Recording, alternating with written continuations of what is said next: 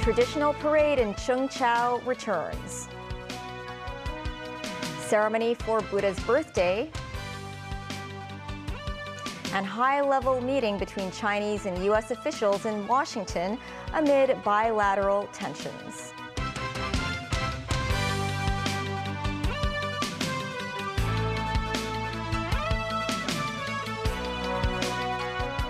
Hello and welcome to TVB News. Today is Buddha's birthday. The public holiday also coincides with the Chungcheou Bun Festival, which drew thousands of visitors to the island for the celebration. That has marked the return of a local tradition which had been canceled for 3 years because of the pandemic. A large number of people flocked to Chungcheou to witness the occasion. As of 5 p.m., some 32,000 visitors took the Sun Ferry to the island. Sharon Tang reports live from Chungcheou. So, hi Sharon, what's it like over there now?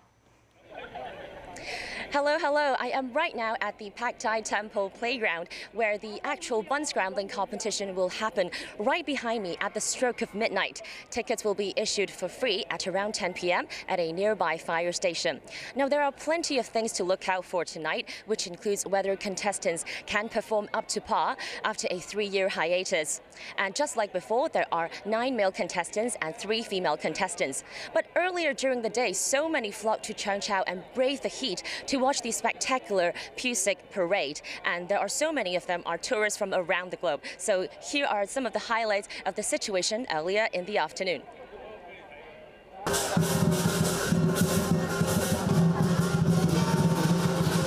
After 3 years of the pandemic, the legendary Pusic parade, which is part of the Chungcheou Bun Festival, finally returned to the island with much color and festivity. The parade began at 2 this afternoon and set off by the patron deities carried by Chungcheou residents. The parade float saw children dressed in characters from TV series and memorable events. They include Secretary for Constitutional and Mainland Affairs Eric Zhang, firemen involved in earthquake relief efforts in Turkey, police officers promoting anti-scam messages, Olympic medalists, and health staff and workers whose roles have been pivotal in the fight against the pandemic. Following the tradition are elements of social concerns, such as the outcry against the reward mechanism on the power outage last month and the opposition to fare hikes for ferries. Also at Chungcheou today was Secretary for Home and Youth Affairs, Alice Mack. The small children, some of them are like so hot, but amazing spirit. I love it. The kids were just amazing, they're just amazing. So cute, so well dressed up. It's quite interesting and special. I think it welcome other people from mainland China to come here and to experience the tradition. It's a thrill. I like the music. Some shops and vendors took the opportunity to earn extra cash. These front row seats each cost $120. Still, it can't beat these balcony seats. After touring around the island, the parade wrapped up at Pak Chai Temple. Another iconic event, the bun snatching competition, will kick off at midnight tonight. So here's what's happening. Kids dressed up as characters marking some of the major events in the city. But most importantly, this parade, what's meant to be for the residents in Chungcheou, is that this parade can get rid of bad diseases and bad luck. Legends say the Chungcheou Bun Festival could be traced back to more than 100 years ago when the island was devastated by a plague during the Qing dynasty. Also known as the Jiao Festival, it has been listed as a festival of intangible cultural heritage in 2011. Sharon Tang, TVB News.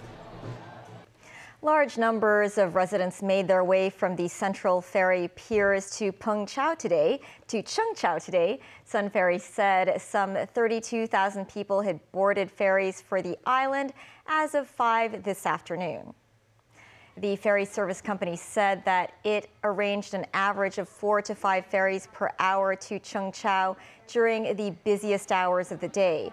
In order to coordinate with the bun snatching competition at midnight, Sun Ferry will increase its number of ordinary ferry rides from Chungcheou to Central starting at 1:15 a.m. tomorrow. Fast ferries will still be available for departure from the island at 2:20 and 5:10 a.m. The Piu-Sik parade today is the result of a long tradition as well as careful preparation.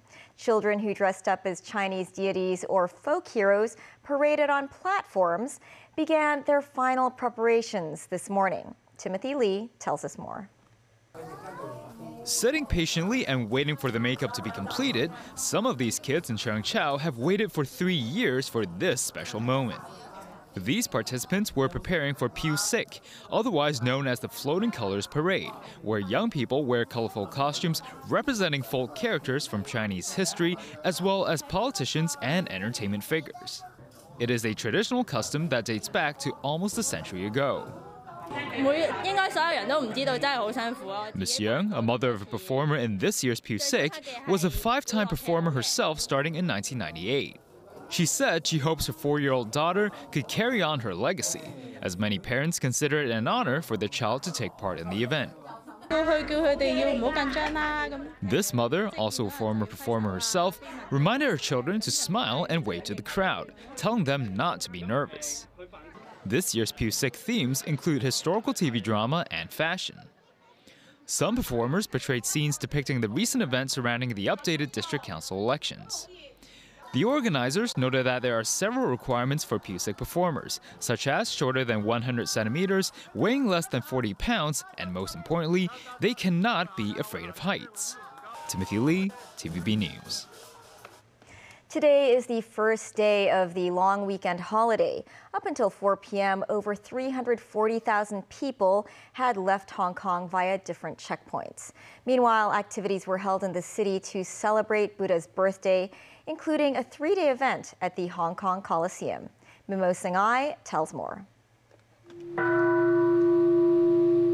The Buddha's birthday, also known as the Buddha Bathing Festival, is one of the spiritual festivals in the city. Legends say when the baby Buddha was born, 9 dragons sprayed water to bathe him. Earlier, the 3-day celebration of the Buddha's birth began at the Hong Kong Coliseum in Hong Kong. Many devotees attended the first day of the celebration. The organizer of the event, the Hong Kong Buddhist Association, said it is pleased to see the public can gather together again after the pandemic. Like the event in Hong Kong, the celebration carnival for Buddha's birthday also returned after a 3-year hiatus. In Victoria Park, ornaments with Buddha elements were put up. Food stalls were set up for visitors to enjoy some vegetarian delicacies, alongside dancing and singing performances. The 3-day holiday offers an opportunity to take a break from the city. Many decided to spend their holiday across the border in the mainland. This was the departure hall at the West Kowloon station this morning. It was packed with travelers and suitcases. According to the train information board, it says many tickets were sold out. Queues were seen at the ticketing counters.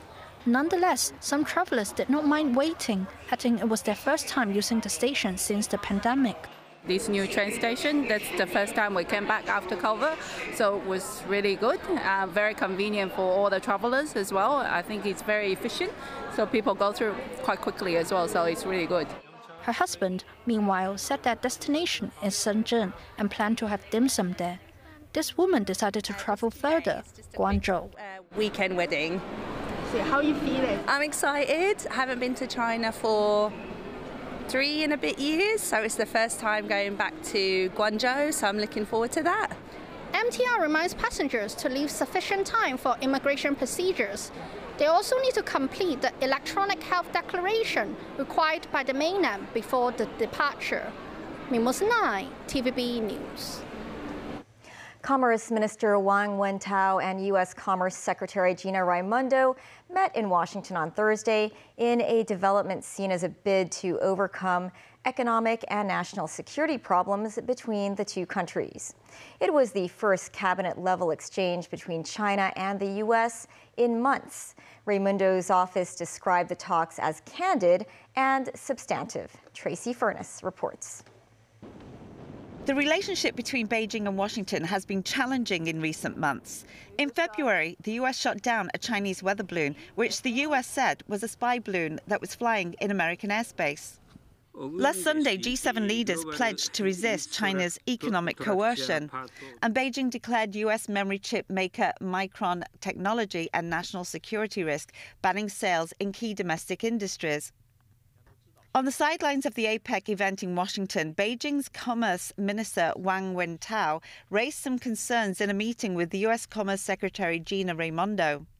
These included economic and trade policies, semiconductors, export control and reviews of foreign investments by the U.S. towards China. Raimondo raised concerns about the recent spate of actions taken by China against U.S. companies operating in China. Both sides agreed to establish and maintain open communication channels, with Raimondo's office saying that would help responsibly manage the relationship.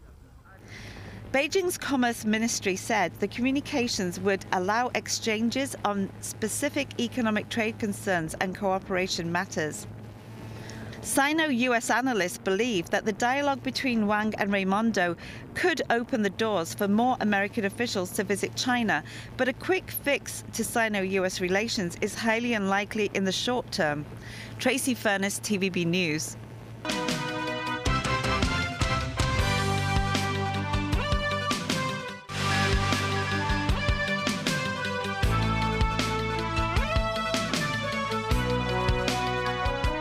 Welcome back.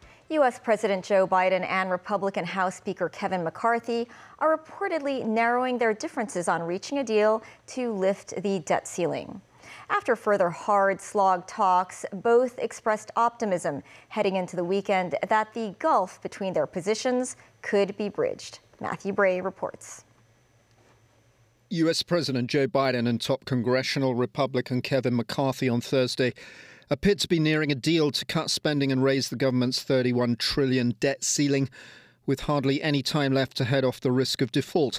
The deal would specify the total amount the government could spend on discretionary programs like housing and education, according to a person familiar with the talks, but not break that down into individual categories. The two sides are just $70 billion apart on a total figure that would be well over $1 trillion.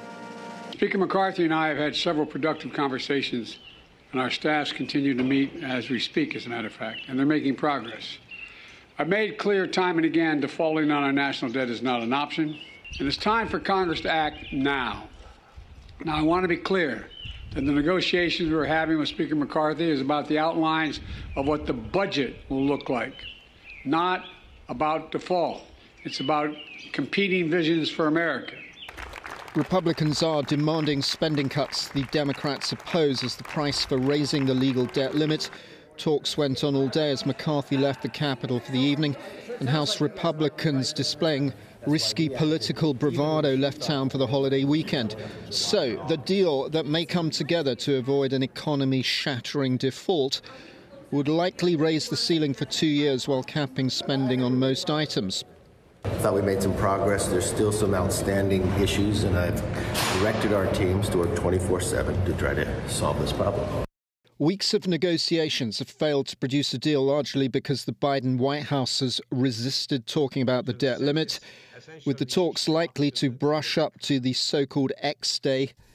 The only increased funding is likely to be for the military and veterans. Matthew Bray, TVB News. A founder of a militant group known as the Oath Keepers has been sentenced to 18 years in prison for orchestrating a plot that was allegedly devised to keep Joe Biden out of the White House after the 2020 election. Stuart Rhodes was convicted of seditious conspiracy in the January 6th attack on the U.S. Capitol. It is the longest sentence imposed to date over the incident. Rhodes, a former Army paratrooper and Yale-educated lawyer, was convicted by a federal court in November. The charges alleged that Rhodes was leading an attempt to disrupt the transfer of presidential power. Prosecutors alleged Rhodes and his followers amassed weapons at a Virginia hotel to be ferried to Washington if needed. The weapons were never deployed. Back locally, the Hong Kong Observatory has stepped up its hot weather alert services with a new notification system. This as the forecaster warns the South China region is set to face some scorching heat next week, with special reminders to the city's weakest and most vulnerable. Jackie Lin reports. Under the influence of Super Typhoon Mawar, the Hong Kong Observatory forecasts the city will swelter to as high as 34 degrees Celsius next Tuesday and Wednesday. The scorching heat might also trigger showers and thunderstorms next week. Starting today, the observatory has beefed up the very hot weather warning surface. When the mercury hits the extreme level of 35 degrees Celsius or above, the forecaster will issue a push notification through its My Observatory mobile app, alerting the public about the extreme heat and take appropriate precautions. Its outer subsiding air is going to bring very hot weather to southern China, and with the possibility of reaching extremely hot conditions. Therefore, the most important thing is to increase the awareness and to take preventive measures against the heat.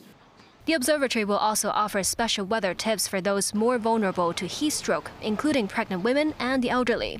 The Senior Citizen Home Safety Association said they received more than 2,400 cases seeking help for emergency dispatch services to hospitals this month. Many cases are related to the sultry weather. Elderly, which is a high-risk group, we strongly recommend them to keep hydrated, do not expose themselves to hot weathers, and try to seek help if they're feeling unwell. In recent years, the city has seen hotter temperatures overall. Last year, there were 15 days that recorded a daily maximum temperature at 35 degrees Celsius or above. That's the highest number since records began in Hong Kong. For 2023, the observatory also expects to see a higher than average mean temperature. Jackie Lin, TVB News. The police made a large-scale drug bust, seizing more than 600 kilograms of suspected cocaine and cannabis buds with an estimated value of $650 million. 4 people were arrested. Authorities found the suspected cocaine distributed into over 500 small bags, while the cannabis buds were in a black plastic bag. The alleged drugs were found by the police in the last few days at 2 units inside a Kwun Tong industrial building and several containers in Kwai Chung and Hung Hom. Authorities believe that some of the suspected drugs were concealed in frozen fish products to hide the smell. That's the news. Thanks for watching. Have a great weekend ahead.